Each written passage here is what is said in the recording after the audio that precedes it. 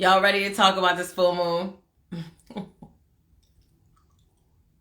Y'all ready to talk about this full moon or nah? Let's talk about this full moon.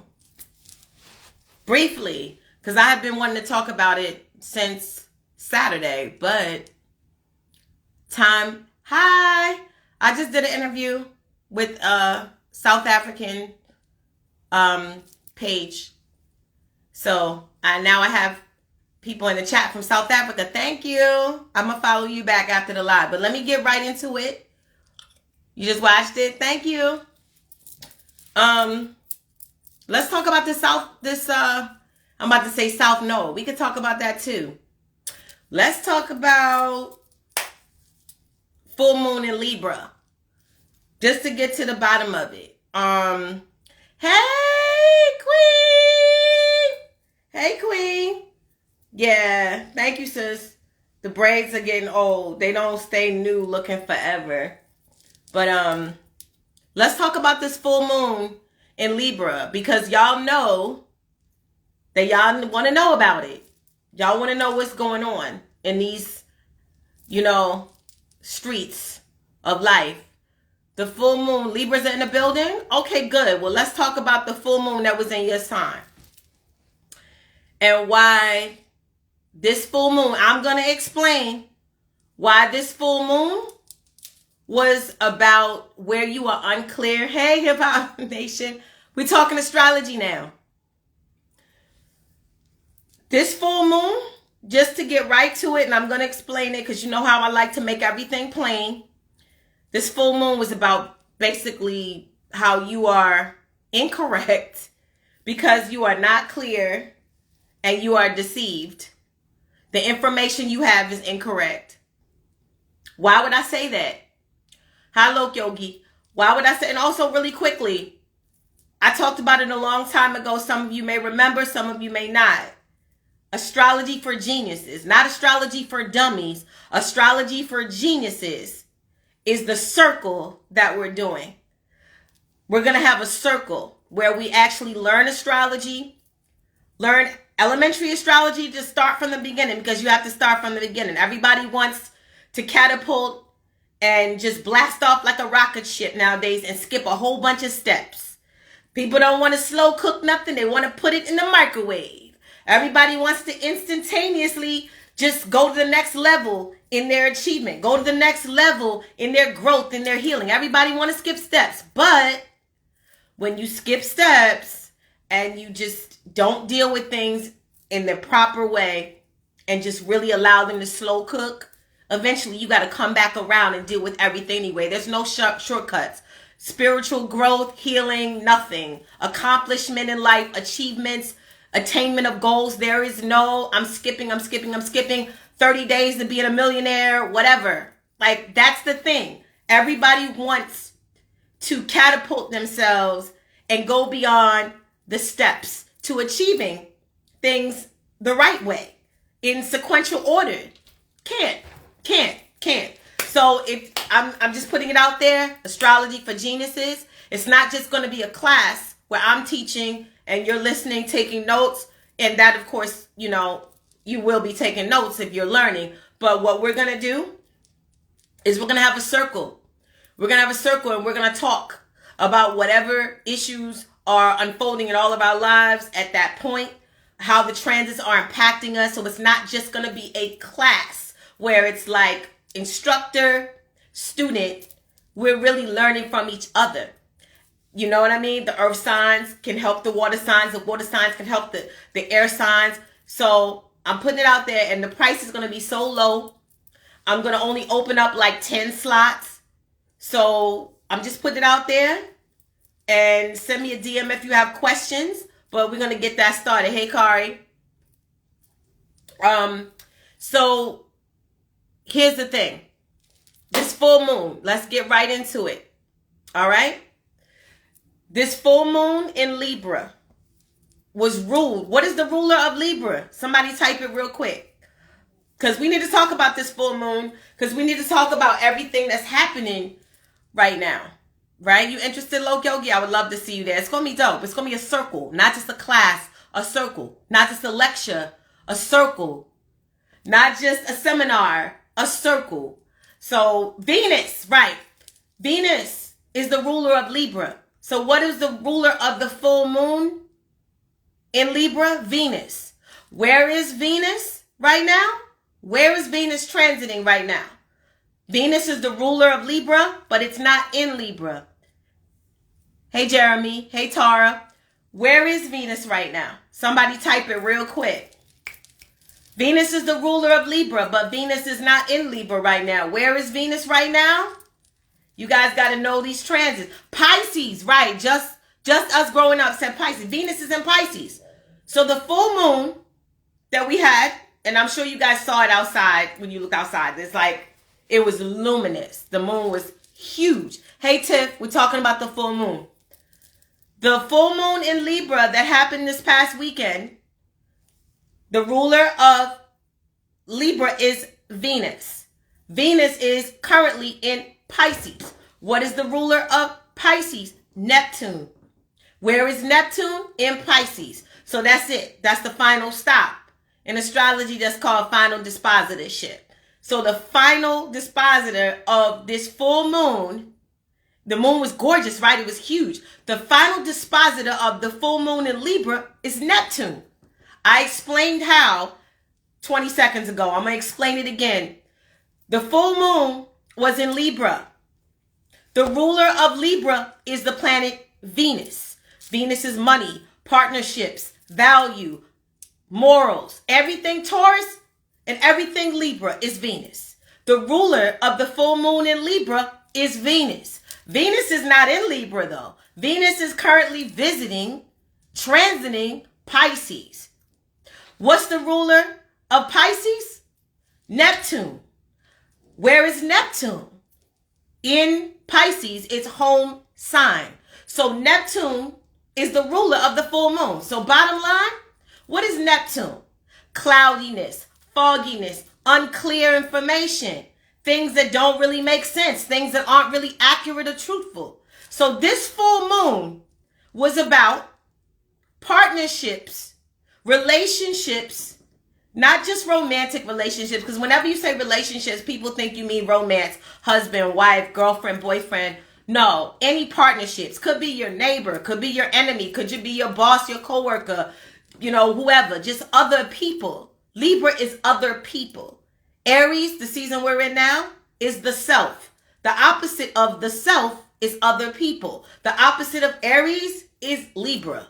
The sun in Aries and the moon opposite that in Libra makes a full moon. That's what a full moon is. The sun opposite the moon. We're in Aries season, but the moon in Libra opposed the sun. They were facing off. That's a full moon. So this past weekend, hopefully you caught the moon. It was gorgeous. But the ruler of the full moon basically was Neptune. I just explained it. I'm not going to explain it again. Yes, Libra is ruled by Venus, but the ruler of the full moon is Neptune. So that means that you have to be clear. I'm getting straight to it. Listen to the information. See where you can fit it in your life. See where it applies to what you're going through. See how it matches, or see how you're getting puzzle pieces that you were missing, that you need to know to figure this out, to understand this or understand that. So this full moon, I'm about to read all the questions, Tara, and I'm going to scroll back up and read. This full moon was for you to see, because the moon reflects the sun, right? The sun shines light. The moon reflects the sun. Full moon. This full moon was reflecting where your partnerships may not have clarity in terms of maybe the nature of the partnership, the role you're playing in the partnership, the role someone else is playing in the partnership, the purpose of the partnership. She said, take your time. Oh, girl, you gonna have me gassed up here like a preacher. She said, take your time and go slow. I'm gonna go slow though. All right. This full moon was about illuminating for you to see, illuminating where there may not be clarity, honesty, accuracy in your relations with other people. Libra is partnerships. But the full moon in Libra, I said it 3 times and I explained it why for those people who are coming in.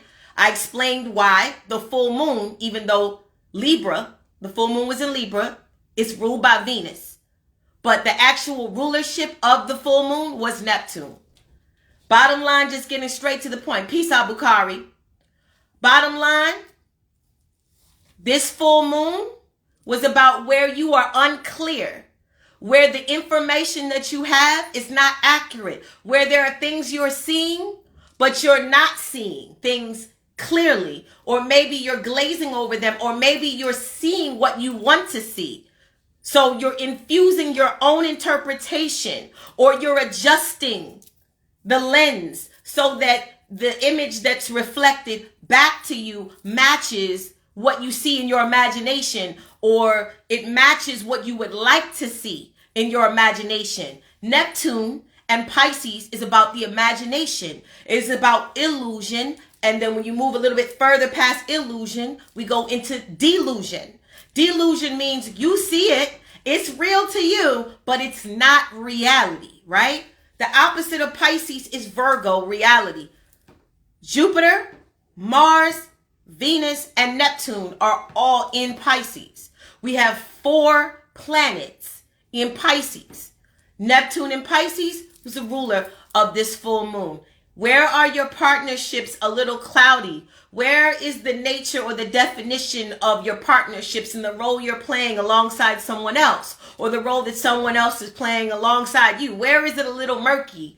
Does the definition change? Does the purpose and the objective in the relationship change and fluctuate? Or it's good Monday through Thursday, Friday through Sunday, it becomes something else. Then the following week, Monday, it's something else. Like, I don't know. But this is for where you were supposed to examine. You said, what's up, TP? What's up, Amari? You change your name on IG so much. I can't really keep up. You know what I mean? If I didn't go to your page, I'd be like, oh, that's, you know what I mean? I didn't know. You change your name so much. But anyway, so yeah, Libra, balance. Libra, partnerships. Libra, other people. What's going on with your partnerships? Do you have a respectful relationship with your coworkers or with people with whom you work with professionally? Are you inspired by the people in your life? Are you feeling connected to them on a deep level? Is there clarity that should be established because some things are not clear? Some things are confusing. What is going on with your partnerships? What are your partnerships reflecting back to you about yourself? Because remember, Libra is the other, and the opposite of that, Aries, the season we're in, is the self. So what are your partners, or what are the people around you reflecting back to you about you? What are you reflecting to them about them? What did you learn about yourself in relationship to the type of friends you have, the type of partners you choose? What do you actually feel at this point in the juncture of your life, wherever you are, about partnerships? What role do they play in your life? What role do they play in your happiness, your development? You know, people come in your life for a reason. We know that in life, they like to, you know, what we were taught, even in religion, philosophy, you know, we were taught in these other modalities that people just happen to meet at the bus stop. People just happen to meet at the car dealership. People just happen to meet in the frozen vegetables aisle in the supermarket. But we know that nothing in the universe is haphazard. Nothing in the universe is accidental. Everything is structured. Everything is well planned. Everything is designed. There is an architect who has constructed this thing we call life in a very mathematical, intentional way. So, with that being said, with everything is intentional, everything is structured, everything is well designed, everything is purposeful. Everything may not be purpose driven, but everything is purposeful. And there's a book you might want to get called The Purpose Driven Life. My Christian family, you know about that book. But everything is filled with purpose that exists in this plane that we occupy as humans, right? So with that being said, Astrology teaches us that you come in here with the blueprint. You come in here with a well-designed graph with placements that explain your personality traits, that explain what your struggles are, what your challenges are, what you've learned, what you need to learn, what you've mastered, what you still need to master. There's nothing accidental. God is not throwing things in the air and they just land where they land. We are well designed. Our plan is well designed. Astrology teaches us that.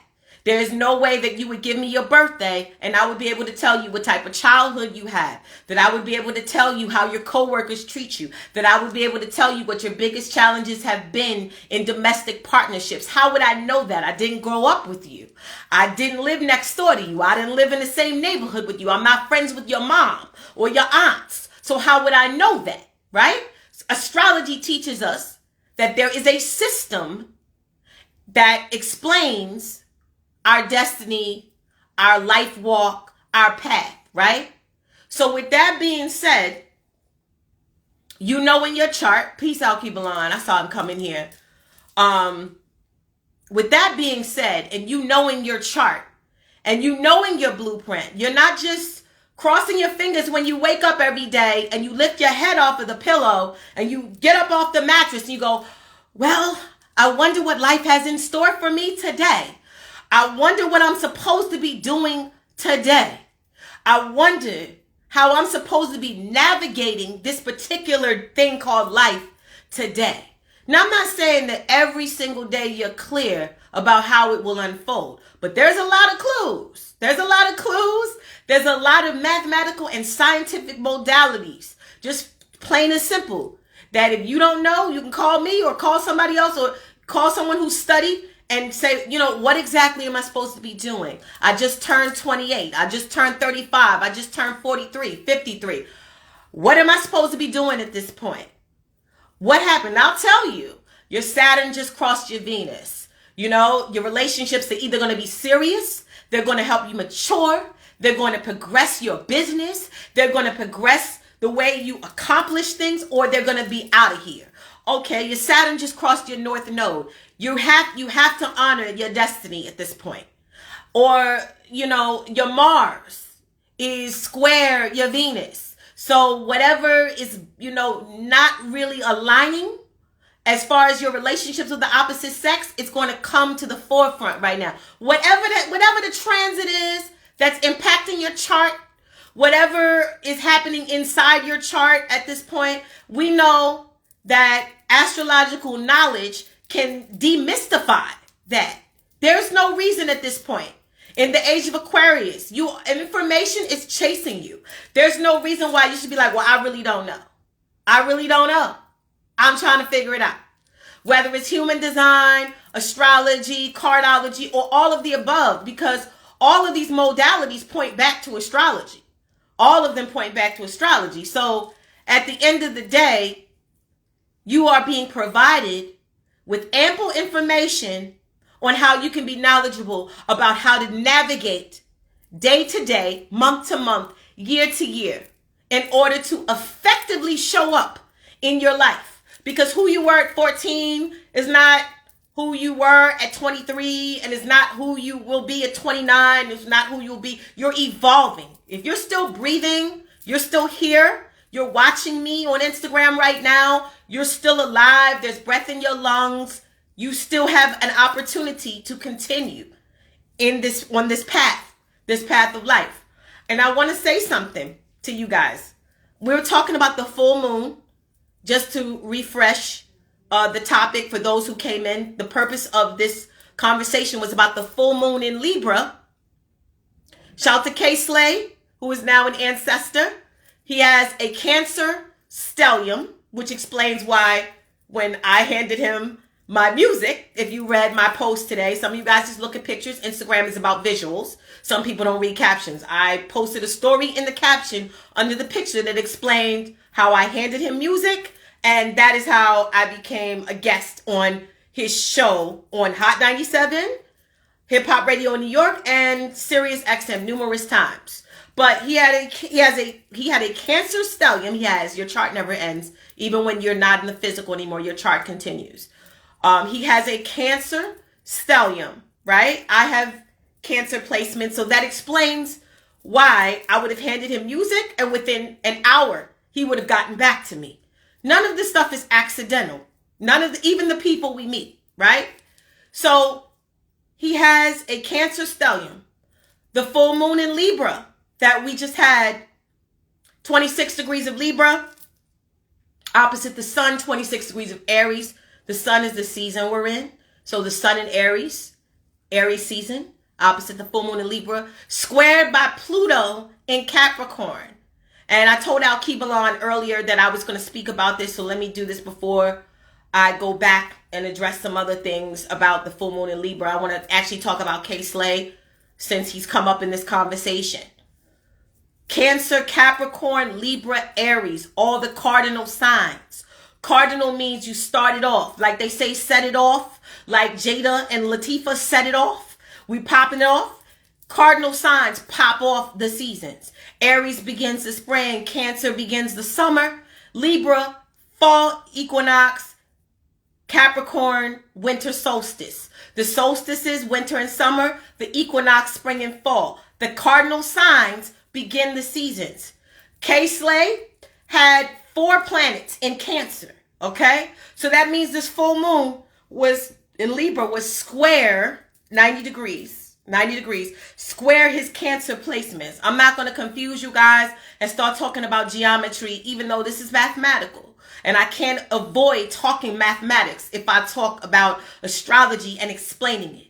But what I will say is this.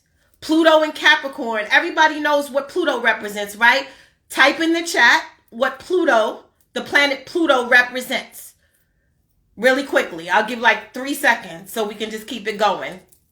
I want to keep you guys engaged. I want to get this information out. 3 seconds. What does Pluto represent? Really simply. I know there's 8 million keywords you can type to describe Pluto. But what is the one thing that we associate with Pluto? Death. Thank you. Thank you, Sprouse. Thank you. Hey, honey. Death.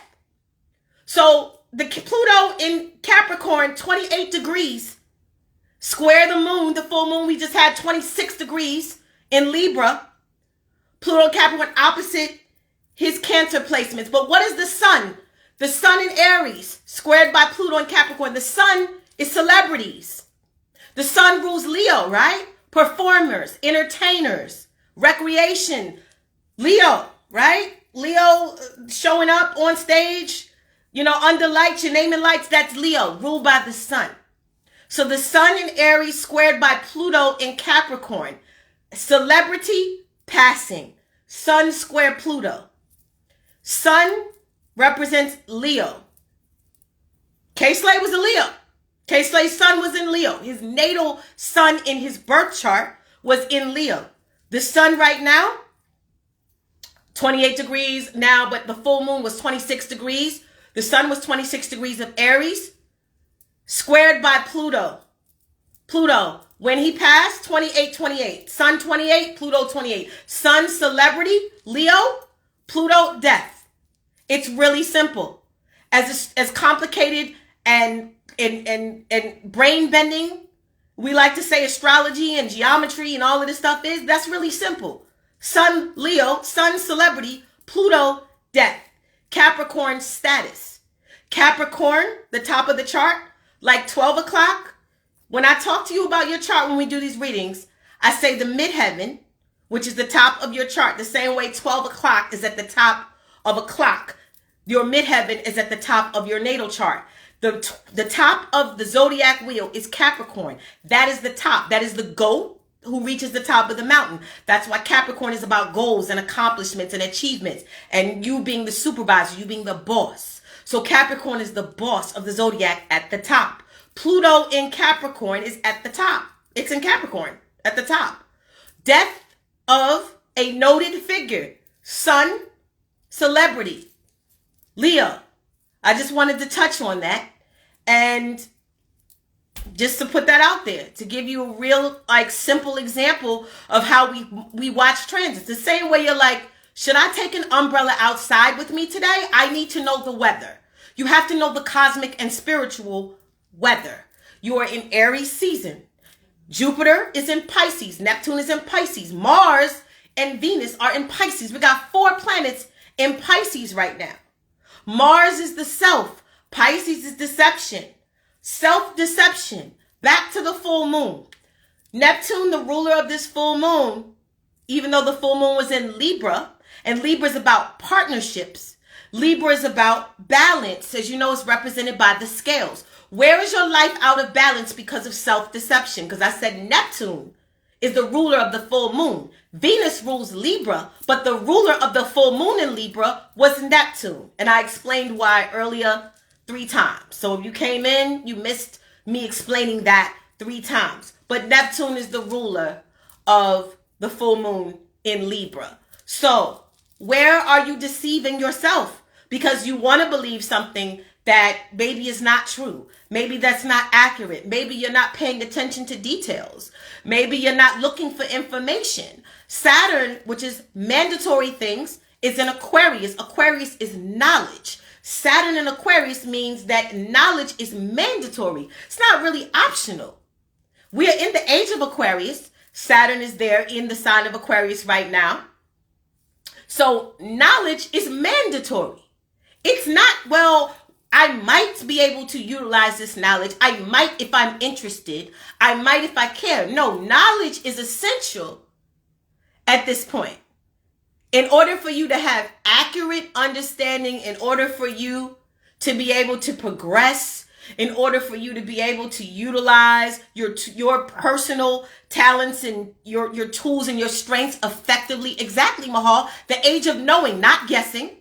Pisces is belief. Aquarius is knowing. If you know Aquariuses, they are very confident about knowledge. Even if they end up, for whatever reason, being wrong, they're like, I'm not really wrong because I know. Not I think, I know. Not I believe, I know. Not I speculate, I know. Not I assume, I know. So Saturn in Aquarius says that it behooves us. It will mature us. It will assist us in the attainment of our goals and achievement of the things we desire if we acquire knowledge. And all information is not knowledge. Just because somebody called you up and talked your ear off for 3 hours and gave you a bunch of information, that doesn't mean they gave you 1 ounce of knowledge. Information is not necessarily knowledge. Gemini is information, right? All the air signs deal with information. Gemini, Aquarius, Libra. But all information, how long have I been live? For about maybe 15 minutes. All information is not knowledge. Okay? So somebody tells you something. It sounded good. It was juicy. It was the tea. It was, what everybody's passing around, but it's not knowledge. Why? Because you can't use it, apply it, and transmute it into wisdom. Right? It's just information. It could be just gossip. It could be wrong. It could be lies. It just doesn't have to be right. Word. It's just yapping, just talking. Exactly, Mahal. Knowledge. Saturn in Aquarius says knowledge is mandatory. So with 4 planets in Pisces, which is not knowledge, it's belief, you have to be mindful that you might be walking the thin line between imagination and delusion, between illusion and delusion. You might just, you see the purple elephant in the room, but that doesn't mean they actually exist. They might exist in your subconscious mind, but they may not actually be there. They might be. And if you strongly stand by the fact that you see purple elephants in the room, and that is what's visible to you in your vision, you stand on that, cool. What you need to do is look for supporting evidence or knowledge that validates and verifies what you believe you see in your mind, conscious or subconscious mind, either or. Look for the supporting evidence. With Mars and Venus and Jupiter and Neptune are conjunct right now. That is big illusions. Big illusions. It's not just big illusions. There's millions of keywords for these planets and these transits. But Jupiter, Neptune right now has a lot of people believing things that they cannot substantiate.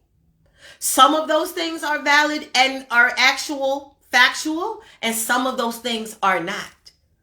But with Neptune being the ruler of Pisces, and there being 3 planets in Neptune's house, Jupiter, Mars, and Venus, in addition to Neptune, and Neptune being the ruler of this full moon in Libra, which is a sign of money, partnerships, values, morals, resources, all things Taurus, all things Libra is Venus. So you have to ask yourself, plain and simple, I'm giving you the shortcut. I'm giving you the cliff notes. I'm not breaking it down, doing introduction to astrology 101, where we break down Mars, Venus, Neptune, Jupiter. No, I'm giving you just the answer straight ahead. Like I'm giving you the cheat sheet. The full moon in Libra is about where you are self-deluding or where others are deluding you because your information is inaccurate and cannot be substantiated and is therefore affecting the validity and the stability and the balance of your partnerships. Remember this full moon and sun and moon both, because that's a full moon. It's a full moon when the sun and moon are opposing each other. They were squared by Pluto, right? So what is transforming? Remember Pluto, Sprouse said it earlier, Sprouse 76. Pluto is death. Pluto is transformation. Death is the prerequisite for transformation. We don't have change if something doesn't die, right? You didn't lose that weight unless you adjusted your schedule and burned the calories and ran on the treadmill and took the fat and the sugars out. You had to give something up in order to see the transformation. In order to see transformation, something has to die. Peace, Coley. Hi, honey. Something has to die in order for transformation to occur. So this full moon was squared by Pluto, the planet of death and transformation. Full moon. Moon is usually hidden. It comes out at night. When the moon is full, it's opposed by the sun. So that means the sun is reflecting things that are normally hidden. The sun is reflecting what is usually buried in the subconscious, right? The moon comes out at night. For those of you who are into tarot, I know Queen Mahal has a tarot deck. For those of you who have tarot cards, you go to tarot readers, when they pull the moon card, what do they tell you? That the moon, somebody type it quickly. What does it symbolize? What does the moon card in the tarot symbolize? If you pull the moon card, what does that mean? If I pull a spread for you and we pull the moon card, what is spirit telling you through that card? What does the moon card represent in the tarot? I'm just waiting. What does the moon card represent in the tarot? If somebody pulls the moon card, what does it mean? What is spirit telling them? What do they need to watch out for? Dreams and emotions, yes. In astrology, the moon card represents dreams, emotions, because the moon rules Cancer, water sign, hidden illusions. Absolutely. That Brooklyn baby posted the answer. That the moon card represents hidden things, secrets. If you pull the moon card in a tarot spread, what that means is that there's events or circumstances happening in your life that you do not know about. Mahal said it. You have to clarify what's hidden. So the full moon means that the sun is opposite the moon. So the sun is now shining light on the things that you did not see normally, or the things you do not see because they are concealed. Because the moon represents what is concealed. The moon rules the sign of Cancer, which is emotions, right? Our feelings. Water signs in general, Cancer, Pisces, and Scorpio deal with hidden things. Things that are obscured, right? So the sun opposite the moon in a full moon is the sun showing up, reflecting light on those things that you normally don't see. So what you had was the sun shining light on the nature of your Libra partnerships, where they're out of balance, because Libra is balanced, represented by the scales symbolically. That's the glyph. That's a symbol for Libra. Scales are about balance, meaning that what's on one side has to be comparable to what's on the other side. If there's more on one side, then on the other side, we have an absence of balance. And we all know that equal and balance are not always the same thing. Sometimes somebody has to give 80 to match somebody else's 20 in order for there to be balance. We've done that conversation before in Libra season, back when I've done lives in Libra season. So we're not going to explain the difference between equal and balance. But what was out of balance? These are the questions. You want to get a pen? You want to write it down, or if you have a great memory, you can just listen. What is out of balance in your partnerships? In your work partnerships, are you doing so much work? Are you doing quality work, but your pay is not being reflected? You know, your pay is not reflecting the quality of work you're doing. Is there imbalance in your work partnerships? Maybe Libra is your 6th house in your chart, and 6th house is the house of work and service. So maybe you had a full moon, peace arch, peace heavy. Maybe you had a full moon in your 6th house. Maybe Libra is your 6th house. I don't know your chart. I'm just throwing out hypothetical examples. You had a full moon in your 6th house. So the full moon was shining light on the imbalances in your work-related matters. Maybe you working your ass off like a workhorse, but your salary don't reflect it. Maybe you show up late, work late. Maybe you do extra, but you respect it. They take it for granted. I don't know. I'm just speaking off the top of the head. But you had a full moon in Libra. And if you, let's say it was in your 6th house, again, that's work and service. Let's say you had a full moon in your 5th house. The 5th house, Leo energy, deals with children. It deals with fun, recreation, romance. Where is there a lack of balance in the relationship, maybe with children, maybe in the relationship with your romantic partners? You know, remember Pluto was, wherever you have Libra in your chart, Pluto, the planet of death and transformation, was squaring that full moon in whatever house, you know, you have Libra in your natal chart. So Pluto being death and transformation, where do these certain dynamics have to die? And why do they have to die? How can they change? What has to die in order for change to be possible in your partnerships, in order for you to achieve balance? Venus is also Taurus, which is money, bank accounts, valuable things, value. That North Node in Taurus. Let me explain something. Like I said, if you guys want to hop in the circle, I'm going to open like 10 slots. It's called Astrology for Geniuses. It's not just me teaching and you listening. It's not just me being a professor and you being a student. It's a circle so we can talk. So, for example, if we discuss the full moon in Libra and you want to talk about what you've learned in your partnerships, we can look at where Libra falls in your chart, which house, and we'll all talk and you can learn from this person, because maybe they have Libra where you have Libra, or maybe they have Aries where you have Aries, or whatever. We can talk about these things in terms of the context of life, because this shit is useless if you're not applying it in life. If you're not using it, what do I tell you guys? If you're not using this information where you can go back and treat your natal chart not just like a colorful graph with abstract symbols on it. No, it's a toolbox. You can actually use that toolbox, right? So Venus is also Taurus things. It's values, it's money, it's morals, right? Where is your moral compass skewed? That North Node in Taurus is demanding that people have fucking morals. That you don't just do things because it felt good in the moment. That you actually have a moral base and a compass from which you draw to make decisions and determinations about how to live your life. So this full moon in Libra affected the Tauruses and the Libras because Venus is the ruler of Libra, right? But again, we all have to look at the Pisces stellium there with Mars, Venus, Jupiter, and Neptune all in Pisces, where Neptune is the ruler of this full moon that just happened. Where are we seeing things that are not clear? Where are we creating facades and illusions in order to cope, in order to make things palatable for ourselves? Oh, let me just twist that narrative a little bit, because if I look at it for what it really is, then it shatters my entire perception that I've accepted. And we all do it. And by the time Jupiter leaves Pisces in a couple weeks and goes into Aries, that is the alarm clock going off.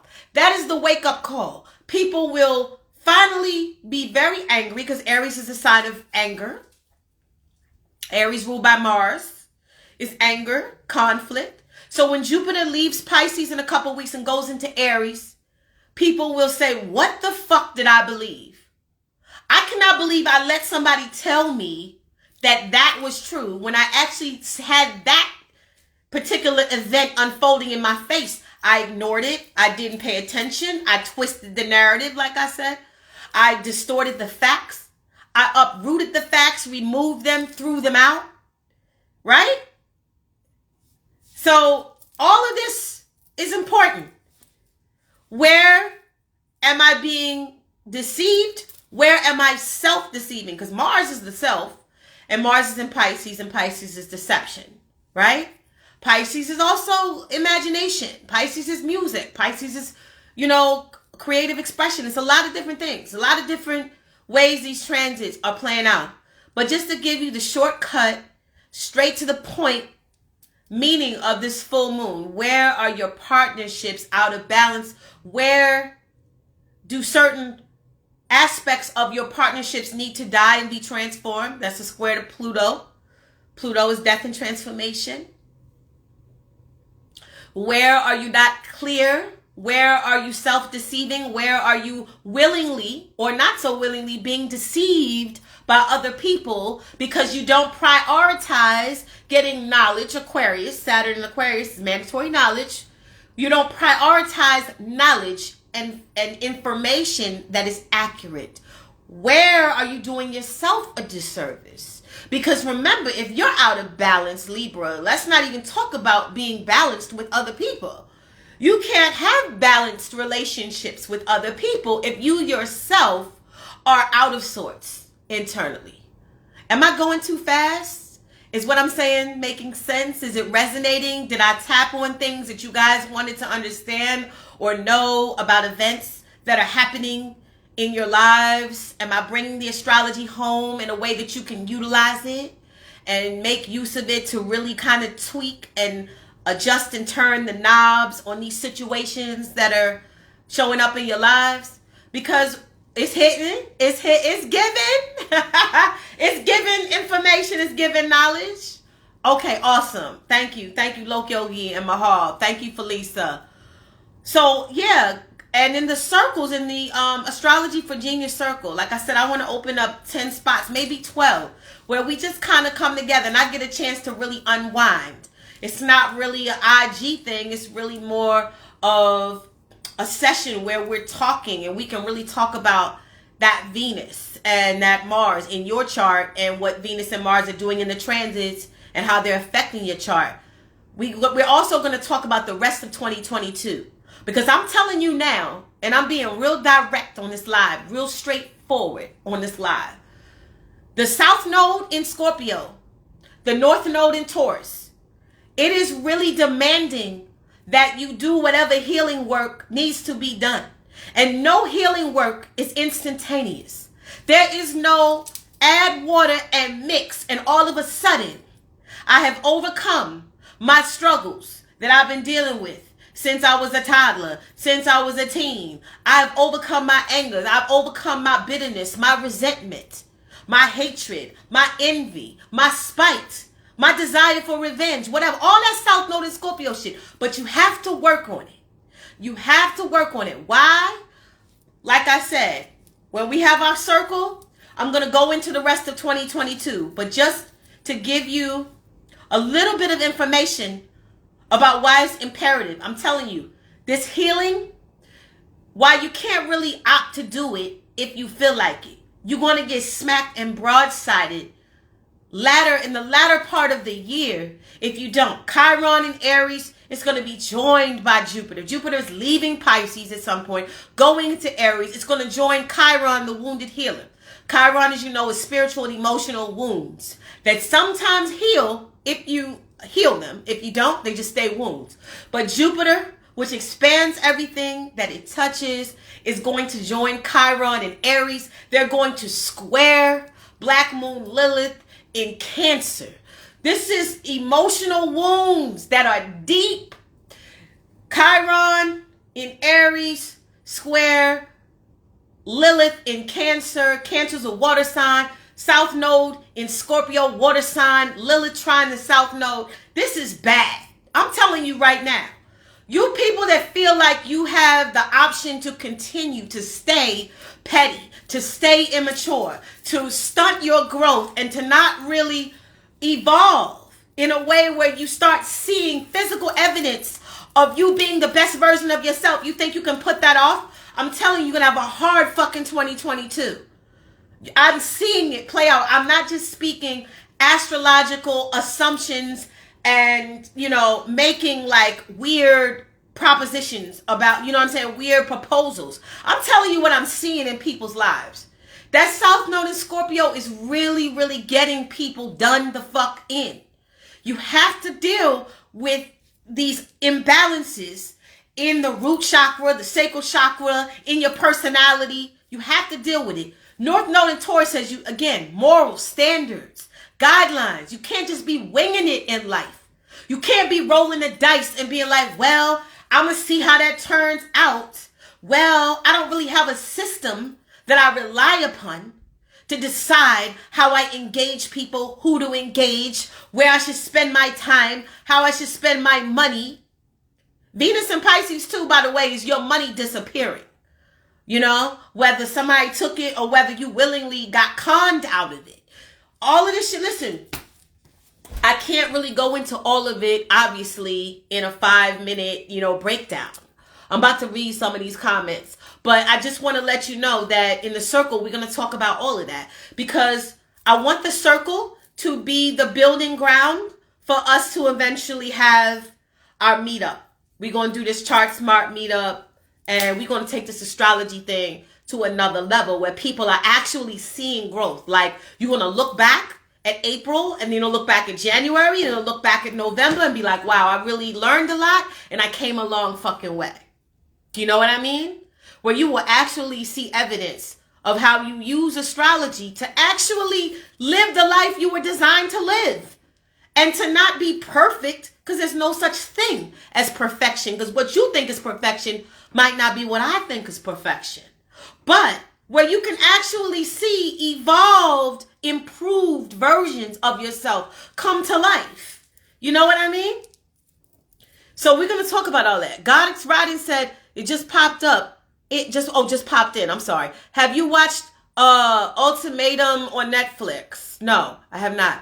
But I love their mature, real conversation around the heart, desire, and needs in relationships. So it sounds like that show has a lot of full moon and Libra themes involved in it. If it's about relationships and maturity and transforming relationships. And remember, the longest relationship you'll ever have is the one with yourself. So if you're in a shitty relationship with yourself, please don't ever expect somebody to come in and wave a magic wand over your fucking head, and make all of your relationships with other people smooth and effortless and comfortable, because you still have to learn self. And if you are in relationships with people, friends, lovers, whoever, and they are facilitating your growth, then that's a beautiful thing. If you're helping them facilitate their growth and really evolve, that's a beautiful thing. But yes, full moon in Libra. Where are your partnerships murky, cloudy, unclear? What is going on? Like, what is the definition of what you're doing in your partnerships? And how are they contributing to your balance? Or how are they keeping you out of balance, out of sorts? What needs to die in order to be transformed? As far as your partnerships go, what are you not seeing accurately? What are you not seeing clearly? How are you being taken for a ride? Jupiter, Neptune, bottom line, is fake spiritual teachers. Jupiter is the teacher. Neptune, as you know, spirituality, mysticism. Jupiter and Neptune running together. We won't have another Jupiter-Neptune conjunction until the year 2181 or something like that. We'll all be dead by then. So this is a very important transit if you tap into it correctly. But I must say, Jupiter and Neptune is false teachers. People who give false spiritual information. At this point, you cannot afford, and I'm speaking in astrological terms, so just keep up with Chiron in Aries that is going to be squared by Black Moon Lilith during the latter part of this year. I mean, Black Moon Lilith just moved into Cancer. Cancer is the divine mother. Shout to all my beautiful goddesses, my divine feminines. All women are not divine feminine. Let's establish that. But shout to my divine feminines, my beautiful goddesses. Black Moon Lilith just moved into Cancer, the mother of the zodiac. And it will be in Cancer up until like November, December. So you're going to have Chiron in Aries, the sign of the self. Aries, the sign of war, conflict, squaring Black Moon Lilith. Black Moon Lilith is like, it's a very Plutonian. Look it up. Black Moon Lilith. It's a Plutonian. She's a bitter woman. The mythology is she was cast into hell and sentenced to torture and rape indefinitely. And this is the mythology. All of these archetypes, whether religion, you know, in astrology, they're all mythological archetypes. You know, you can look up this information in your spare time. But Lilith was cast to hell and she escaped. So everybody has a Black Moon Lilith in their chart. Just like you have a Mars, a Venus, a Sun, a Mercury, you have a Black Moon Lilith in your chart. Look it up. So in a natal placement, you have a Black Moon Lilith natal placement in your chart. But in the transits right now, Black Moon Lilith is in Cancer. It just moved into Cancer, the sign of the mother. It will be squared by Chiron then. You know, at this point, Chiron's in Aries. Jupiter's going to leave Pisces, join Chiron. We're talking about big emotional, spiritual wounds.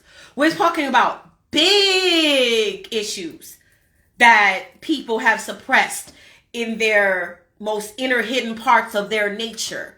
The darkest, most obscure, concealed parts of their nature. We talking about wounds coming up, okay? And then we talking about now Black Moon Lilith in Cancer, water sign, trining the South Node in Scorpio, water sign. So we know trines mean that it makes things easy and effortless as far as the events that can take place. So Black Moon Lilith trine that South Node in Scorpio, I wouldn't play around with the dark side. I'll put it to you like that. I wouldn't tamper with the dark side. And we all, at times, touch the dark side. Some of us, you know, actually live in the dark side. You are consumed by the dark side. Spiritual warfare is heavily active at this point. Some of you guys are just playgrounds for the devil. You are literally fully occupied by demonic entities, and it's evidenced in everything that you do, say, feel, and think. You can look around you and see what's going on. The wildest fucking news stories come down your feed. You're like, people are actually doing this type of shit in the world? Motherfuckers are totally consumed. But I promise you, you don't want to be playing with the dark side. You don't want to be a playground for demons during the 2022 with the relationship between Black Moon Lilith and the South Node in Scorpio and Black Moon Lilith and Chiron in Aries, which is going to be joined by Jupiter. And all Jupiter does is snitch. That's all it does. In Pisces, it's sitting there with Neptune. It publicizes everything. It expands everything. If you think about the disease Cancer, not the zodiac sign, the disease Cancer, it's a Jupiter disease because it's where cells grow and multiply at an exponential rate to the point where they're out of control, right? So Jupiter, it just blows everything up. That's what it does. So when Jupiter joins Chiron in Aries, that's an amplification of the darkest, most hurtful, wounded parts of yourself. In square, like I said, to Black Moon Lilith in Cancer, which is the sign of our emotional health. And all of this deals with emotional health and well-being. But I'm just obviously touching on these things here and there. If you're interested, let me know. Just hit me up so we can start establishing this circle. We can get it done and we can address these things in depth, because I just feel like I'm just scraping the surface, skimming the surface. But let me just say this as far as Pisces goes, being that Neptune, the ruler of Pisces, was the ruler of this full moon. And there are 4 planets in Pisces. Even though we are in Aries season, there are not 4 planets in Aries. Mercury's not in Aries anymore. Mercury's in Taurus. Mercury conjuncted Uranus. That's bright ideas. That's surprise conversations. There's a lot of things. But let me just focus on these 4 planets right now in Pisces going on right now. Mars, which is the self, in Pisces. Venus, which is your money, your partnerships, in Pisces. Jupiter, which expands everything it touches. Jupiter, which is higher learning and principles and higher truths and teachers and spiritual teachers, in Pisces. Neptune, mysticism, spirituality, dreams, imagination, in Pisces. 4 planets in Pisces. Let me just talk about this. Be very deliberate and intentional and focused when it comes to your spirituality and your growth. Spirituality just means breathing. You ain't got to do nothing special to be spiritual. Spirit, literally, look up the etymology of the word. It just means breathing. So you're a spiritual being. You might be a low vibrational spiritual being. You might be a demonic, evil spiritual being, but we're all spiritual beings. So spirituality just means breathing. Spirit just means the breath. That's it. So we're all spiritual beings. We're not all vibrating on the same frequency, on the same wavelength, but we're all spiritual beings. Humans having a human experience, but spiritual beings as expressed through humanity, having a human experience, right?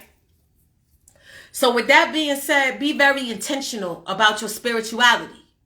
Research, knowledge. I'm going to tell you to research, even though ain't no planets in Virgo. It's Virgo rising, and with placements in Virgo in my progress chart. I'm gonna always tell you to get the details and the facts, because Pisces is not about the facts. It's about what you believe. I'm gonna always tell you, believe what you want to believe, but get that supporting evidence. Get that information. Study, fact check, back check, and I don't mean fact check like these folks where the information is true and they literally tell you it's not, so you don't, go and actively seek more details to be well informed and to be accurately informed. I'm not talking about the fake fact checkers. I'm talking about real fact checks. Believe what you want. Tap into the mysticism of life, but get the information. Okay? Because Jupiter, Neptune is not all clear. It's not all 100. Okay? And there is no ready-made add water and mix to spiritual growth. There is no overnight, all of a sudden, instantaneously, snap your finger, put it in the fucking air fryer, and now I'm spiritually mature. I'm spiritually responsible. I'm spiritually evolved. My wounds have all of a sudden been transformed or transmuted and healed. And I am now an evolved version of myself just by virtue of the fact that I just signed up for some overnight add water and mix. I was here, now I'm there. I was over there, now I'm over there. No, there is no shortcut. There is no quick fix to anything. When you take a shortcut, you end up having to take a longer route. And that's a fucking quotable. When you take shortcuts and you skip things, you eventually will have to come back around, because nobody is circumventing universal law. You're not going to lie to people, steal from people, kill people, backstab people, step on people's toes, demean people, malign people, and skip over the law of reciprocity, the law of correspondence, the law of as above, so below, that's correspondence, the law of opposites. You're not going to skip that and say, well, I don't have to deal with the repercussions or the outcome of my choices or the outcome of my actions. No, you're going to deal with the energetic complement to whatever you put out in this motherfucking universe. And there will be no way around it. There will be no shortcut, backtrack. Well, yeah, I don't have a moral base or a moral compass. And like I said, the North Node in Taurus is demanding that we develop morals. We can't just do whatever the fuck we want to do and not have a moral compass that we're using. Just like you use GPS when you want to go somewhere, you need a moral compass to decide how you navigate your experiences in life. And there will be no shortcut around that. Don't let anybody tell you that if you're operating as a fool and you live in a foolish manner, then what you will experience as it returns back to you and manifests back to you in your life will be foolishness. There's no way for you to escape that. There is no way for you to escape that. When you come to me and you want to learn about your chart and I tell you about Mars in the 6th house, which says you need to be running your own business, Mars the self, 6th house work, you need to be working for yourself. Or I tell you have Venus in the 10th, so maybe, you have a food-based business, or you're a chef, or, who has notoriety in the public, Venus in the 10th. However, whatever I tell you about your chart, I'm not trying to give you a quick fix to understanding why you grew up where you grew up, why you haven't forgiven that person, why you haven't healed those wounds. I'm not giving you a ready-made formula. I'm telling you about the blueprint that accompanied you when you entered this realm. But there's no shortcut. There is no easy way in order to evolve. You have to make the commitment and you have to deal with these universal laws. You're not bending universal law. I'm not bending universal law. When you order a natal reading, it's not about bending universal law. You had a relationship that was devastating to you, where you learned a lot, you were hurt. Maybe Chiron was square your Venus. Chiron is emotional and spiritual wounds. Venus is partnerships. So maybe Chiron was square your Venus. So you come to me and I share that with you. Oh, the reason why you went through that time was Chiron was square your Venus. I'm telling you about what was happening. What you choose to do with the information. Whether you go, oh, now that I understand what's happening in my chart, now that I understand how the trends are affecting my chart, I'm going to go get therapy. Or I'm going to go, talk to somebody, or I'm going to talk to Ty or whatever about how I can work with this. What I should do differently, how I should operate differently with knowing now what I know about my natals. However, I'm not telling you to ignore it or turn your back to what's in that chart. I'm not telling you that you can skip the chart. I'm not telling you that you can put the Mars over here and uproot the Venus and put it over there and become a completely different person with a completely different destiny. I'm not going to Neptune you like that. And don't Neptune yourself, Mars in Pisces. Don't allow other people to Neptune you and Pisces you when it comes to your spiritual growth and your progress. There's nothing you can do in order to become a better person other than to commit to being better. You're not going to steal from people and somebody tell you, well, you don't have to deal with the repercussions. We're circumventing the laws of nature. We're circumventing the law of correspondence, the law of opposites, the law of reciprocity. We're circumventing these laws. Whether you learn the lesson about your behavior or not, whether you learn the lessons about your mindset that dictates the behaviors or not, we're going to go around that. That's not going to fucking happen. I don't care whether you get a therapist. I don't care whether you go get a life coach. I don't care whether you go to the tarot reader and they pull spreads for you 30 times. And every time they tell you what the card said, you want to come back and reread what the card said and reread what the card said. You're not taking a shortcut when it comes to evolving. If you skip long division, if you went from addition and subtraction and skipped long division and then went into calculus class, maybe you cheated on the test. You just copied what was on other people's paper or whatever, and you end up passing the class. So they promote you, put you into the calculus class. You sitting in that class looking at that board like, I don't know what the fuck is going on. You know why? Because you didn't learn the material. You cheated. If you cheat life, the same thing happens. There's no bypassing the lesson and the evolutionary process when it comes to you going from one tier of who you are to the next tier, or one rung of your development to the next rung on the ladder of development. You cannot con the universe. So I want to put that out there now that Jupiter is in Pisces conjunct Neptune, and there's a lot of self-deception. There's a lot of deception by other people towards people with respect to spirituality and growth. And when Jupiter goes into Pisces, into Aries, after it leaves Pisces, we have a lot of mad motherfuckers. A lot of people mad, angry, livid, because the information that they subscribed to was either useful, inaccurate, or just plain out wrong and deceptive. So the way that you can do that is make sure all the T's are crossed and the I's are dotted when the information comes your way. Don't take shit off face value. There is such a thing as spiritual knowing. There is such a thing as spiritual awareness.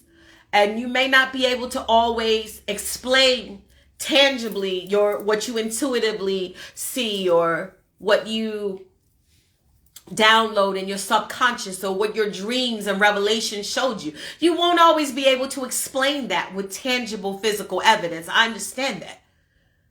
That's what mysticism is, that we can't always explain everything. As much as we can explain a lot, we're still learning. All we know is that there's law and order in the universe. But when it comes to you growing and you changing and you used to do this, but now you don't do that because you learned as a result of doing this, and you learned from doing those actions, and you learned. There's no short way. When you try to take an easy route, you make your life harder. That's the irony. You know? There are people, for those of you who are, avid chefs in the kitchen, you can put some shit in the microwave, but it's not going to taste the same as if, you slow cooked and marinated and basted and things like. The same is true with your spiritual growth.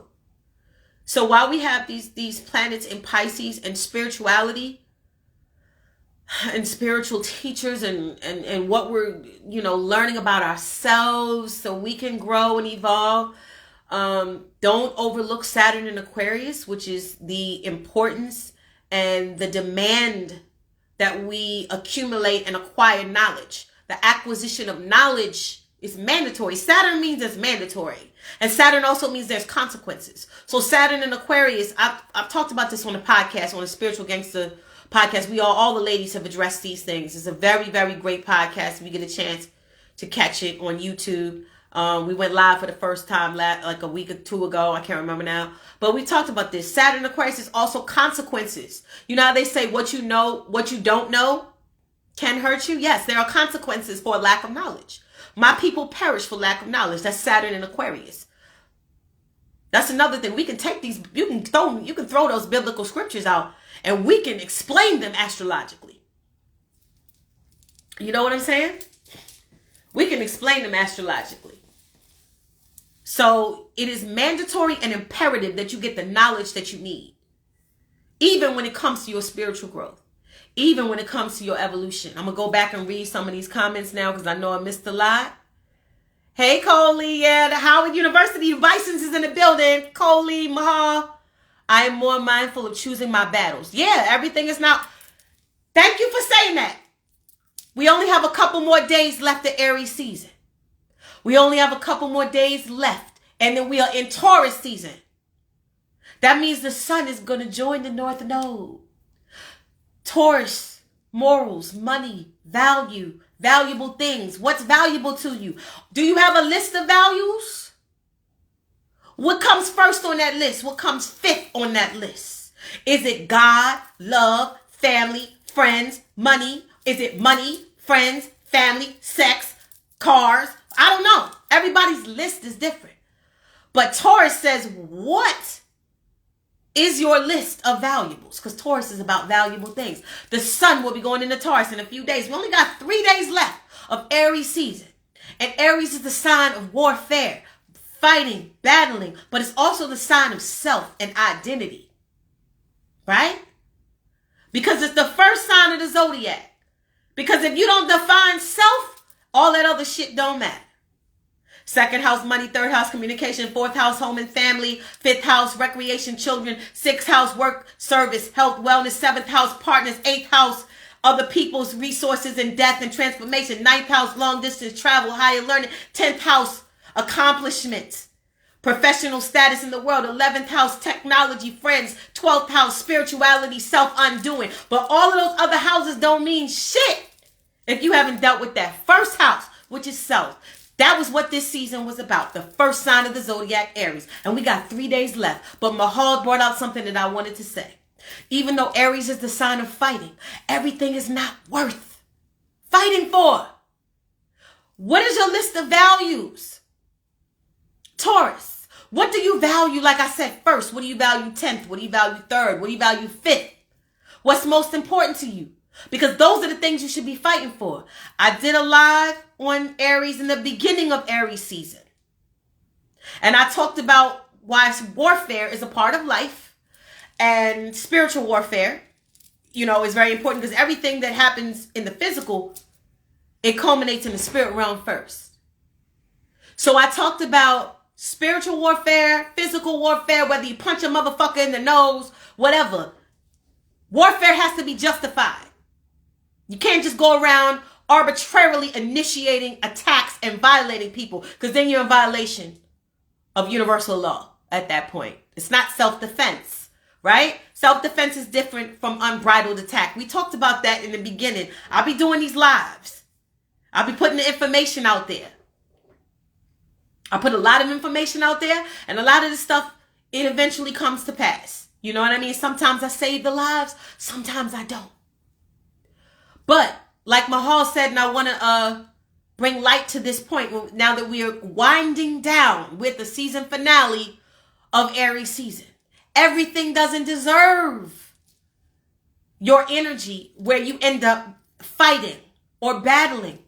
Leave a motherfucker to shadow box and punch the air. Don't show up to the fucking fight. It's not worth it. Motherfuckers is mad, let them be mad. Motherfuckers is bitter, let them be bitter. Motherfuckers got an attitude. Niggas can have attitudes like Dr. Dre and motherfucking Eazy-E.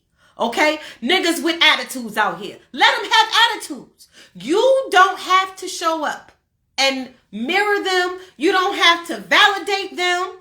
You don't have to give them a platform. A lot of y'all, let me tell y'all something. These social media platforms, as they are evolving and expanding, they're growing.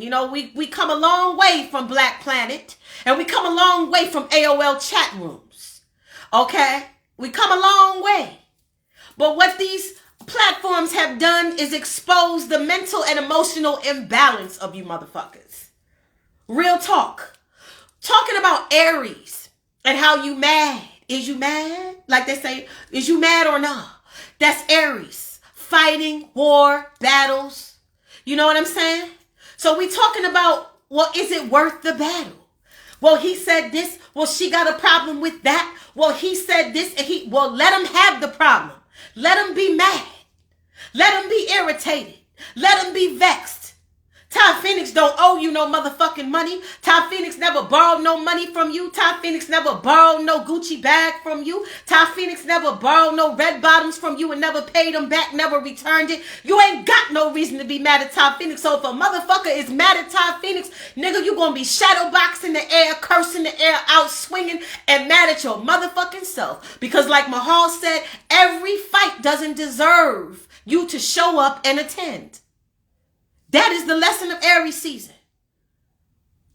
Everybody that say your wife is bald-headed don't mean you got to get up and smack that motherfucker. You ain't got to respond to everything that happens. Your energy is fucking gold. Okay? Sun is exalted in Aries, and the sun is in Aries. Venus is exalted in Pisces, and Venus is in Pisces. We got some planets in their homes of exaltation and their rightful domicile. That means where they live or where they like to be. Neptune is at home in Pisces. Quiet as it's kept, Jupiter is too, because they co-rule Pisces. Ancient and modern rulers, both of Pisces. So we got a lot of planets where they like to be. The sun, exalted. The sun is your confidence.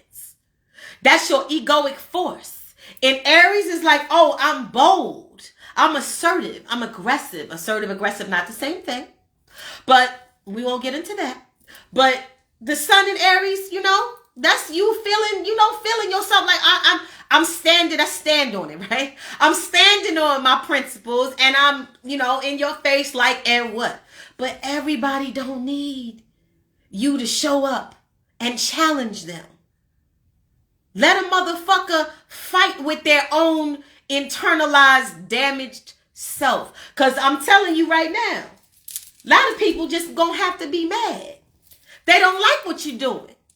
They don't like how you're doing it, but they're just gonna have to be mad. They don't like that you're in a relationship with such and such, but they just gonna have to be mad. They don't like that you live here, you drive that. They don't like what you said in your last post. They don't agree with the fact that you changed religions. They don't agree with the fact that you don't even have a motherfucking religion that you subscribe to. But let them be mad.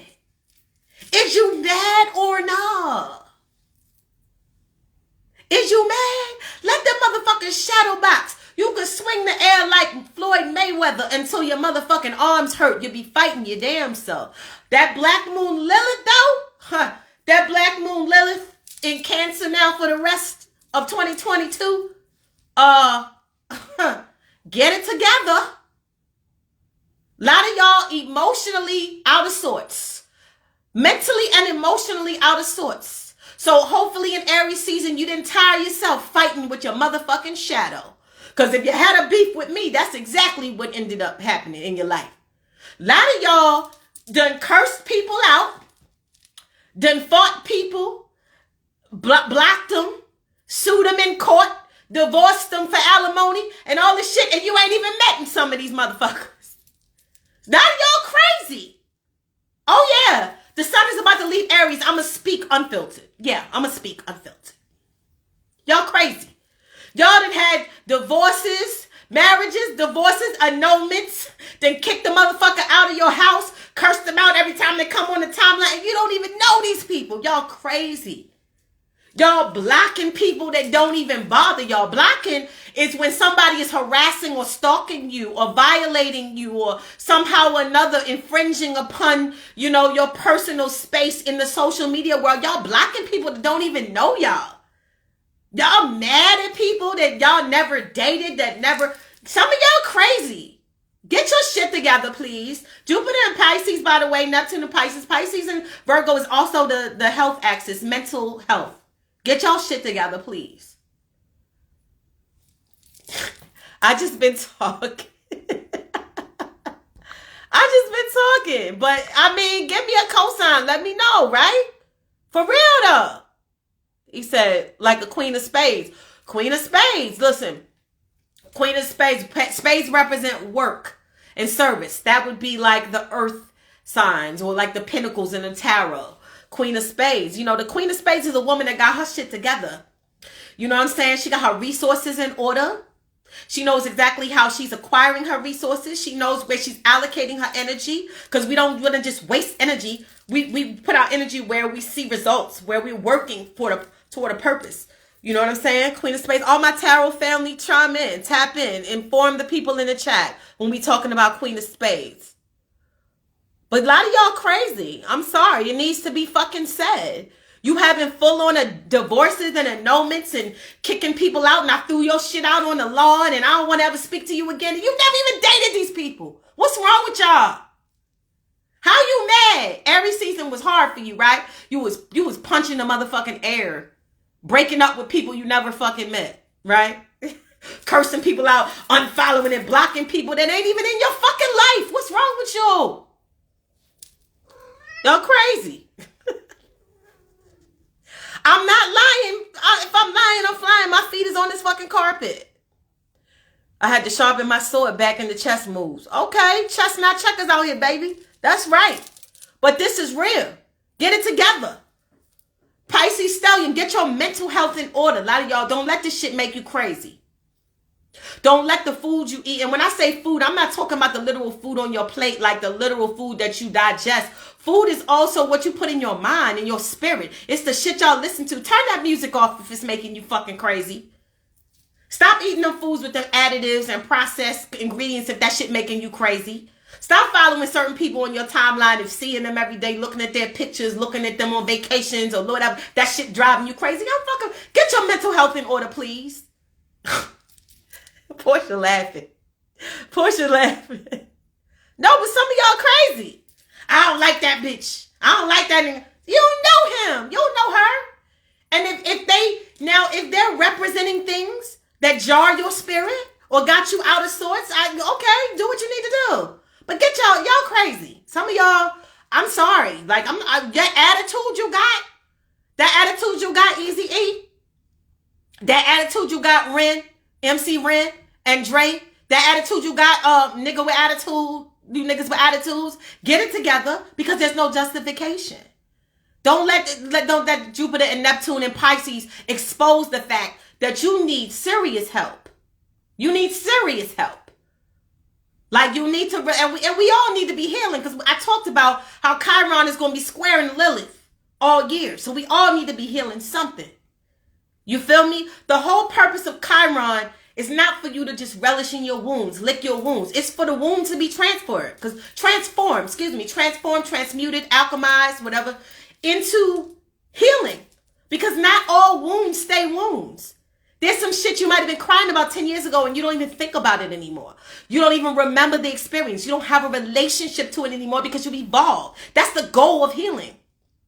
Whether it's a physical wound or whether it's an actual mental or emotional fucking wound.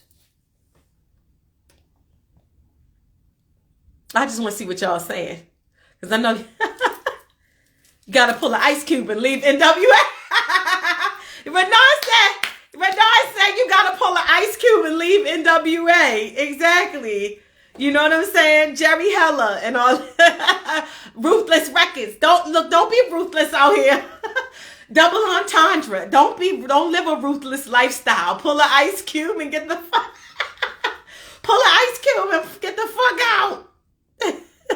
Ice Cube was always woke. Somebody said. So making shit up in their minds. Yeah, that's Jupiter Neptune. Big illusions. Big illusions. You talking about there's purple and lavender and pink elephants in the room. And niggas like, we don't see it. And you're like, yes, it is. Okay, well, show me. Give me the tangible evidence as to why. But y'all get it together. Y'all having whole intimate relations and knockdown, drag out war and fights and from people that don't even acknowledge your existence. You're fucking crazy. You're fucking crazy. And if somebody vexes you like that, then open your mouth and say something. If they did something and they're unaware of it, communicate. Delusions of grandeur. Delusions of grandeur, another expression of Jupiter, Neptune, and Pisces. Please don't go down the rabbit hole of mental illness and emotional illness. And I'm not making light of emotional and mental illness. I'm very much an advocate for people to get themselves in line. But motherfuckers is crazy out here. Real talk. And your peoples won't tell you that you crazy. Your peoples won't tap you on the shoulder and be like, yo, get that shit checked out. Like, you really too passionate about her. You really too mad about him. You really too irritated about that situation. Like, are you okay? Have you ever sat across from her at Starbucks or at a restaurant? Y'all ordered food together? Y'all used to date? Y'all grew up together? Y'all went to high school together? Oh, you don't know that motherfucker? Why is you that mad? Get that shit in order. That spite, that envy, that weirdness. Some of y'all weird. Jupiter, Neptune. Really imbalanced. Remember, full moon in Libra. Libra's the scales. Balanced. Where are you out of balance? Squared by Pluto. What needs to die for you to get some fucking balance? Because mentally, you're a basket case. You're a fucking lunatic. Sorry, we only have 3 days of Aries left. I might as well go hard in the paint. To invest in Keita. Keita. Scorpio, stand up. Keita's representing you right now. Keita. That's why I said when we do these circles, let me know if you're interested in a circle. We gonna all meet each other. All y'all Scorpios can meet up, you know what I'm saying, with the Aquariuses. And Aquariuses, you can talk about freedom to the Scorpios. And Scorpios, you can talk about deep investment, emerging with the... We're gonna talk. We're gonna learn. We're not just gonna pontificate to have intellectual orgasms. We're gonna learn. Somebody said, fuck you. Hey, you see what I'm saying? I don't know if he's talking to me or somebody in the chat, but I'm glad I can inspire that emotion in you the way you could type fuck you. That's what I'm talking about, because all you did was corroborate my point. That people are fucking emotionally off. You're off the deep end. You're too invested. You're too crazy. You need fucking help. Fuck it. 2 tears in a bucket. Right. Maybe that's what he meant. I don't know. But Keita, back to what Keita said. Scorpio, Team Scorpio, that's your peoples. She said you too invested in the wrong shit. You mad. You spiteful. You irritated. You bothered. You obsessed. And meanwhile, you only got 3 of the 21 bills paid that's chasing you, piled up on your coffee table. Get your fucking life in order. Get your fucking life in order. Somebody said he typed that by accident. Okay, I just thought fuck you. I don't know. Like I said, it's people out here that's a little, they balance is a little skewed. All I saw was fuck you. And I was like, damn, I'm just giving information out that I feel it could be useful. I'm hoping somebody's appreciating it, but I see you said it was a typo. Okay, fuck you was a typo. He accidentally typed fuck you. Okay. Anyway, I'm gonna call it back. Clean your bodies, your mind, your hearts, and your souls. You have to, and there's no shortcut. Bertha, we talked about earlier, there ain't no shortcut. There ain't no add water and mix to that. You ain't gonna just all of a sudden have an active heart chakra unless you have some sort of awakening that occurs where you shift your reality, or, you know, as a result of some experiences that you survive or that you come through, you know, you learn and you grow. But real motherfucking talk. Like, some of y'all is way too caught up.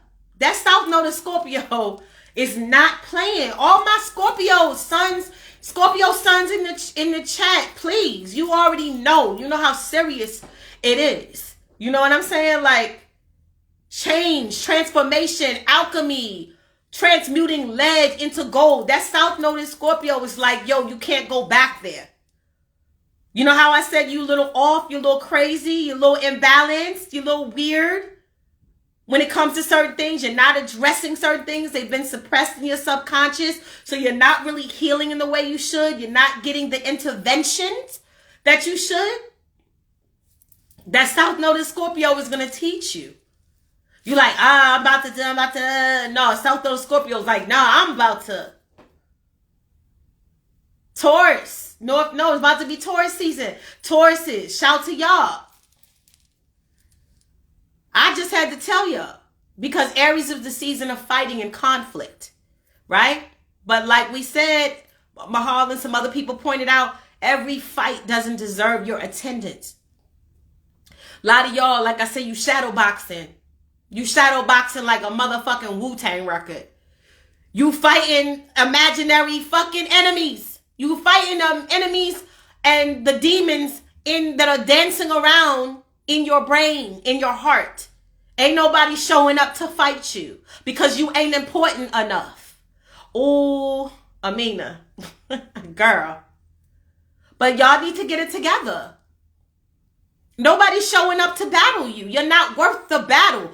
The things that you value are worth fighting for. And that is why I said Taurus season is just a few minutes away.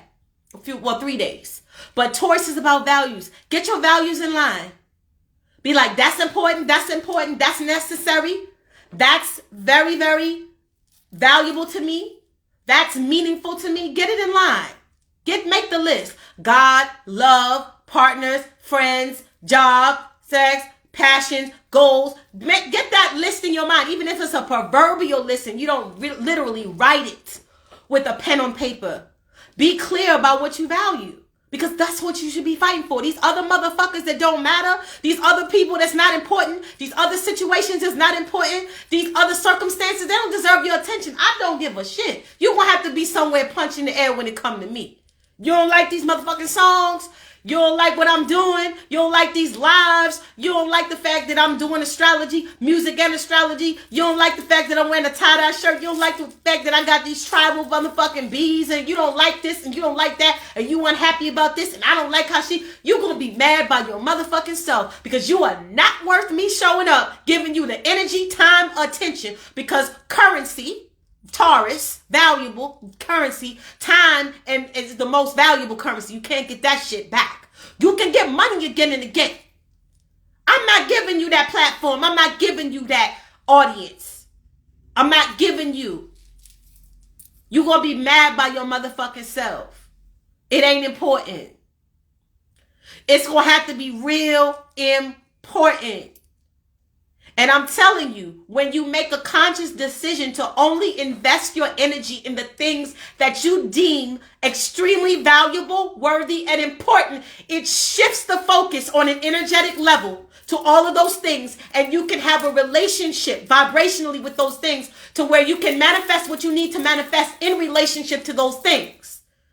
These other motherfuckers don't deserve your time. They don't deserve your energy. They don't deserve your focus. Let them deal with themselves. People are fucking crazy out here. And raise your vibration to the point where you don't even encounter them.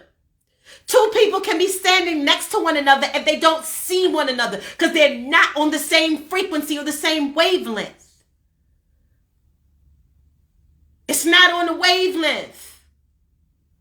I got people coming in here that are familiar, that I have relationships with in the music side, that are probably like, what are y'all talking about? We talk about the full moon in Libra. And this went a lot of places. But the last topic that I addressed was the stellium in Pisces, which deals with what's real and what's not. And it deals with your emotional and mental health. And I'm saying that you cannot allow yourself to be dragged down and to have your health be compromised, or to allow those whose health, emotional, mental health, spiritual health is already compromised and allow them to fuck up your life. Full moon in Libra ruled by Neptune, right? Full moon in Libra. Libra is ruled by Venus, but Venus is in Pisces. The ruler of Pisces is Neptune. That means it's final dispositorship. We call that in astrology. So Neptune rules the full moon. This full moon, I'm giving a recap. It was about where you are self-deluded or where others are deluding you. And it is affecting the balance you have with self, Aries, and the balance you have in your partnerships. Pluto squared the full moon. Pluto is death and transformation. What needs to die in order to be transformed in your partnerships. What is happening in your partnerships? What do you define a partnership? What I consider a partnership might not be what you call a partnership. All of these things came up in as far as full moon issues in astrology. Okay? So let me see here. Brother Panic was speaking on this same shit last week. Shout to Brother Panic. Shout to that brother. And the information that he disseminates to people and his commitment to making sure that people aren't just walking around clueless, but they're getting the jewels and the gems they need in order to apply them and make them useful tools in their life to see a difference. To see a difference. To know a difference, to see a difference, and to actually implement and manifest a difference. Shout to Brother Panic and everyone else who's doing the work. And what do we mean when we say do the work? That means there will be no shortcut or back road that you're going to take to overcome, in order to accomplish, in order to heal, in order to transform. And there's no shortcut. There's no easy add water and mix. You're going to have to learn. You're going to have to learn the hard way. You're going to have to learn the necessary way in order to reach that particular status of who you came to be. There's even if you fool yourself, I can't tell you that your life, past, present, and future, is not valuable.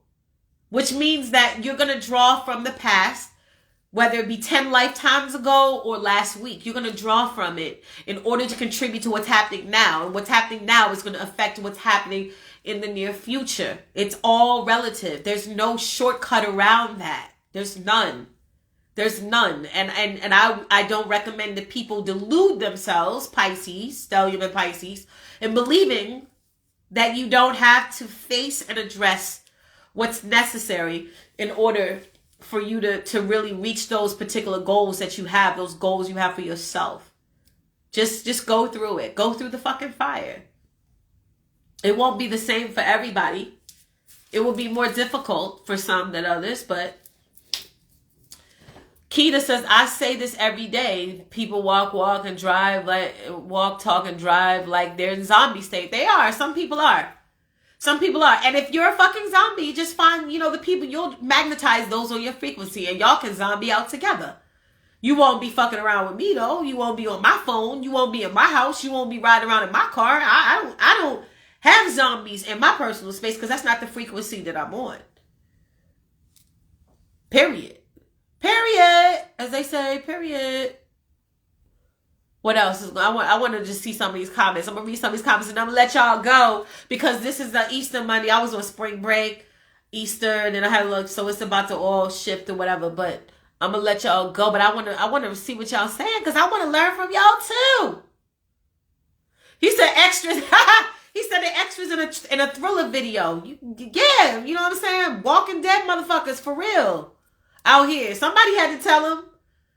But let them shadow box. As we exit Aries season, and Aries is the sign of conflict and battle, let these motherfuckers wage war on themselves. You just want to be mad by yourself. You just going to be irritated by yourself. You just going to be in a tizzy by yourself. Ain't nobody got to meet you on your level. I'm not.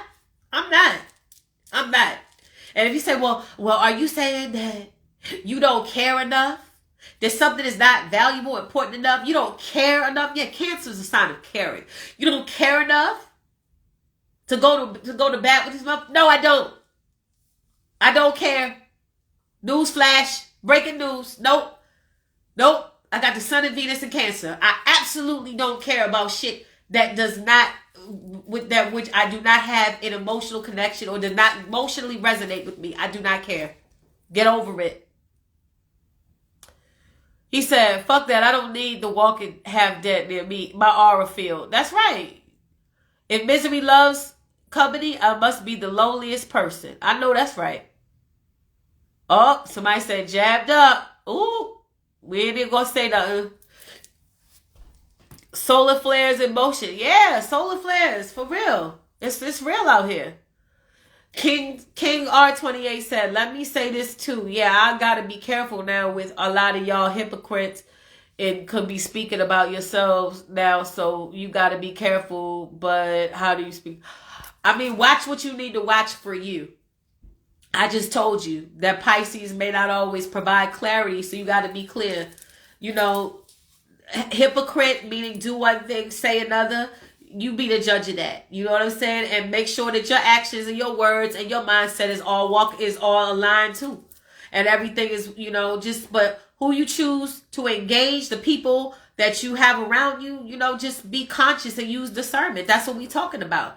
But a lot of people, they're not going to be around you because you're not going to energetically resonate with those people anyway. You're going to only be around the people that resonate with you. He said level up, not down. I heard that. Facts. Fuck that low vibrational shit. A lot of y'all, I hear y'all. Y'all saying y'all not dealing with that low vibrational shit. Poise, accountability, and character. Those things come when people are evolved and mature enough to have those particular attributes.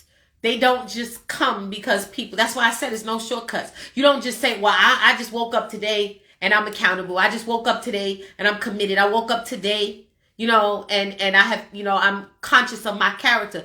These are commitments that you will make if you desire to see. Those are frequencies, by the way. They're not just descriptions like personality descriptions or behavioral choices. Those are actual frequencies. You resonate. You have to resonate with those things. So can't nobody just make you resonate with something. That's something you have to do by virtue of your energy, by virtue of the choices you make in terms of the behaviors that you execute, by virtue of what you subscribe to mentally, emotionally.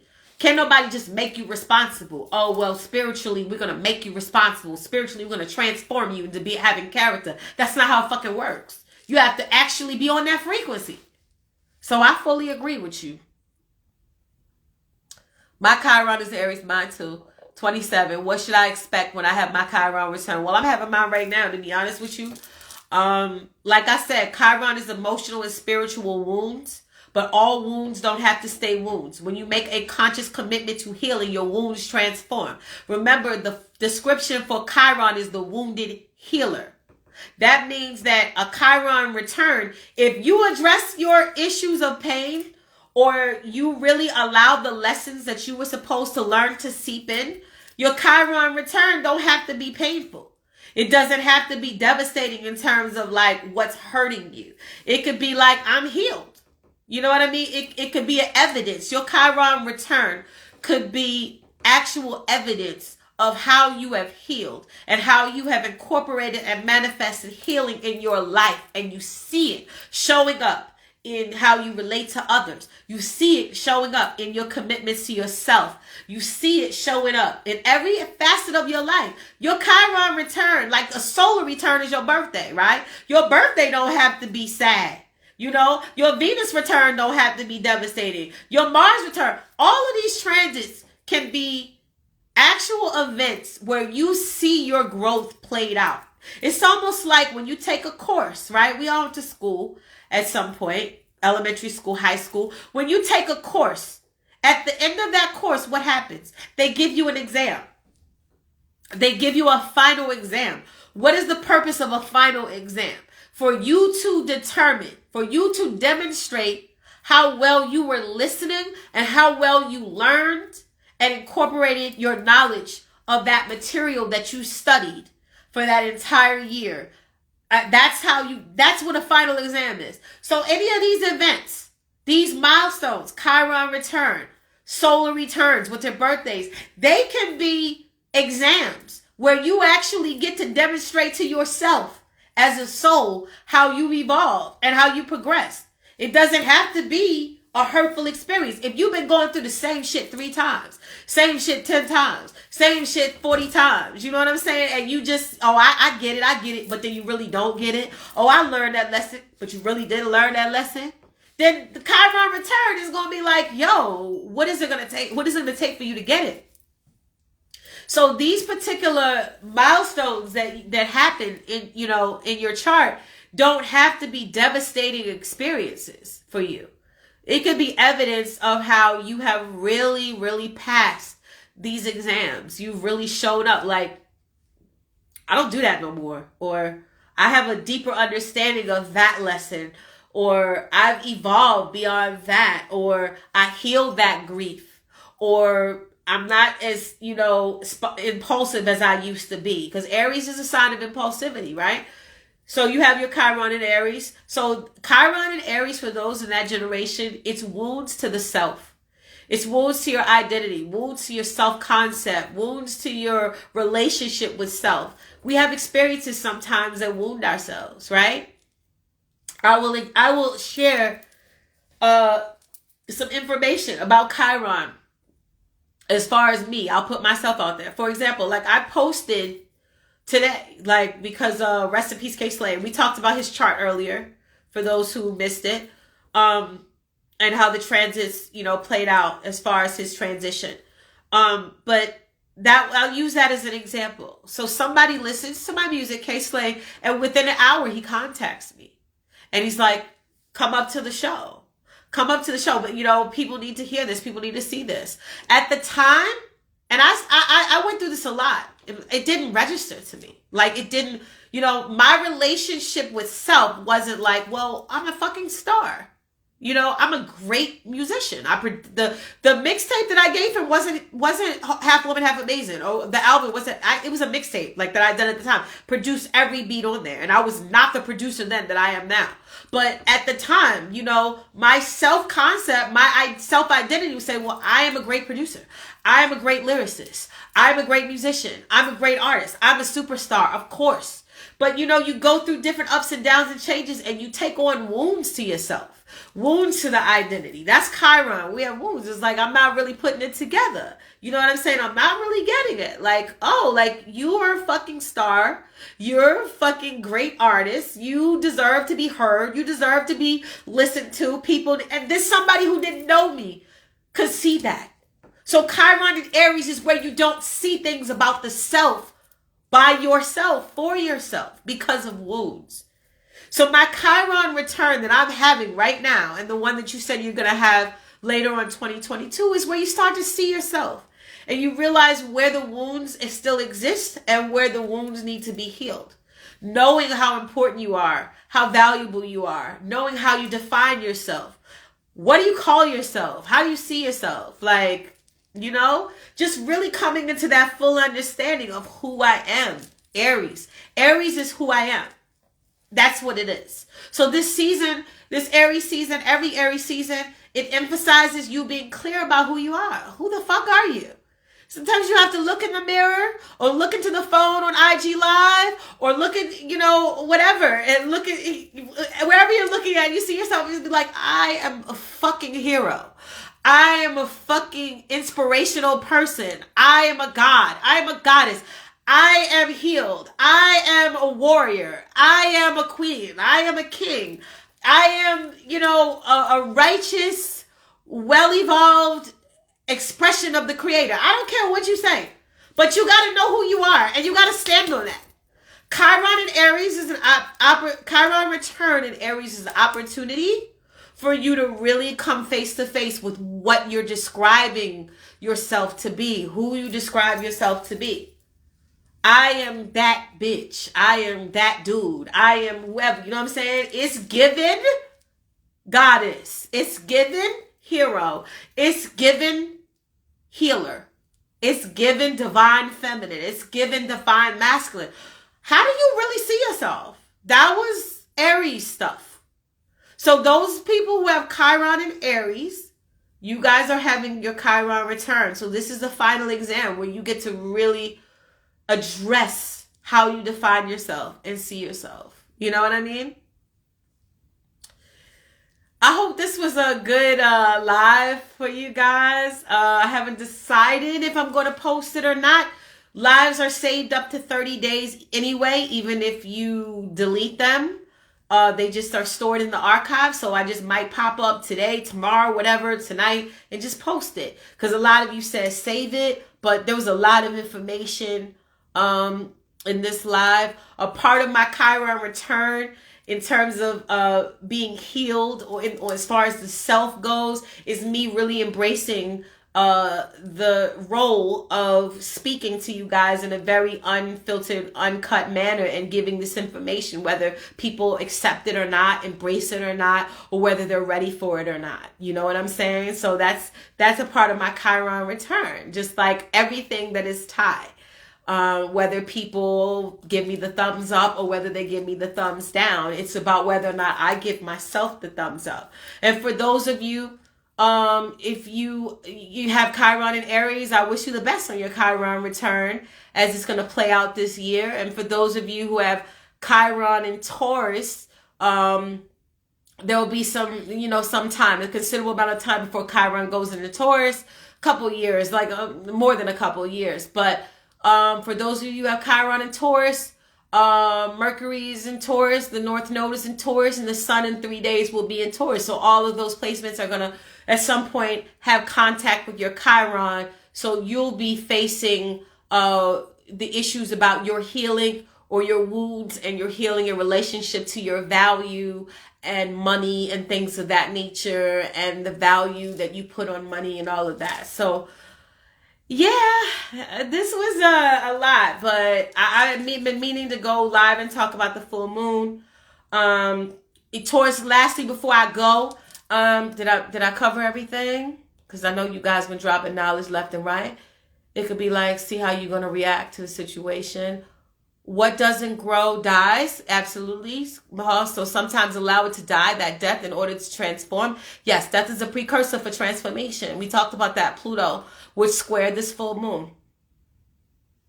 There's a lot of astrological information I threw out there, guys. And if I was talking too fast or I was skimming over stuff and you was like, huh, what? I apologize. I just was kind of going in the moment and organically like speaking on what I felt needed to be said. What is it gonna take? Yeah. What is it gonna take? Third eye, world growth within self. Aries, Ram. Yeah, Ram goes in without the thinking. Impulsive. And there are times in life when you will need to be impulsive. You just have to use your better judgment to know when and when not to be impulsive. Last comment. Chiron in Aries is like the serenity prayer. Oh, that's interesting. Accept the things that I cannot change. I had a happy Aries season. That's great, Bertha. I'm glad. I hope everybody did. Lastly, Taurus season, like I said, about 3 days away. And Taurus season ushers in eclipse season. There will be a solar eclipse in Taurus, a lunar eclipse in Scorpio. That's a whole different animal.